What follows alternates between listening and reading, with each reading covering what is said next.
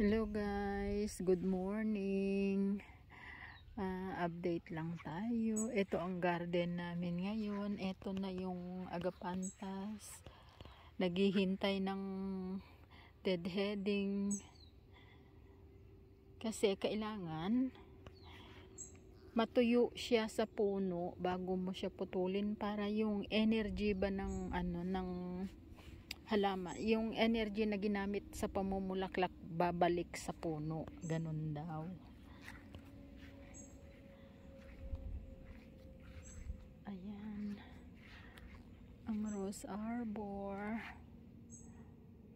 tapos na ang pamumulaklak kasi ang variety ng mga rose na to is non-repitance, lalo na yung nasa likod, pero ito non-stop to, itong nasa harap. Ayan. Ito namang rose na to, alam nyo yung ng horticulture, bumalik siya sa original, kaya yan ang dami ng dami ng rose hips.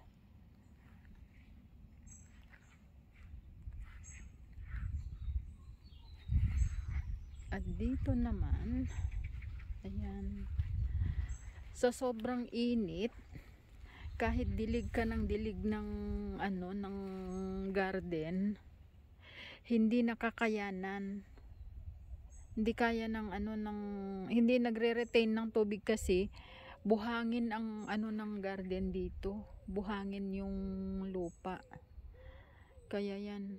Pero babalik din yan pag pag tagsibol ulit. Ayan. Ito damo na namulaklak.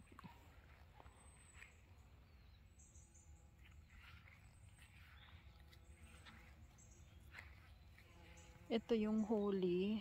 Ang laki ng puno na to dati, kaya lang nagkaroon ng ng disease.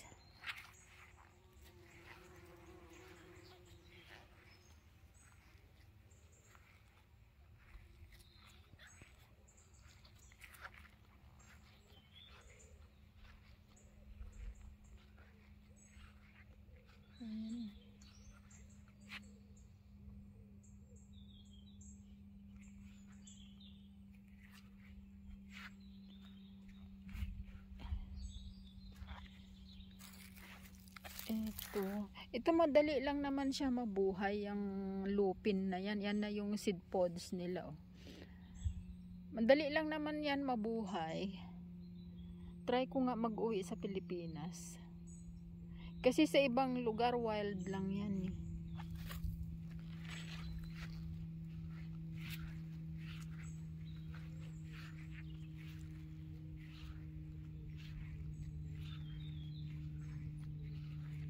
Ayan, autumn is really here. Yung dahon niya nag-iba na yung kulay.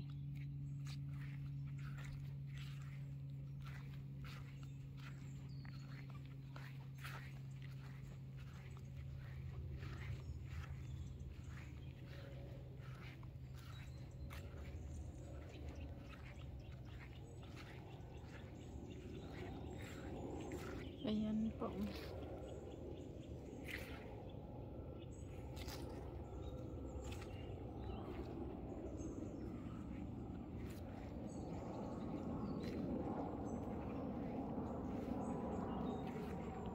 Maraming salamat po sa inyong panunood. See you sa next upload ko. Ingat po ang lahat. God bless.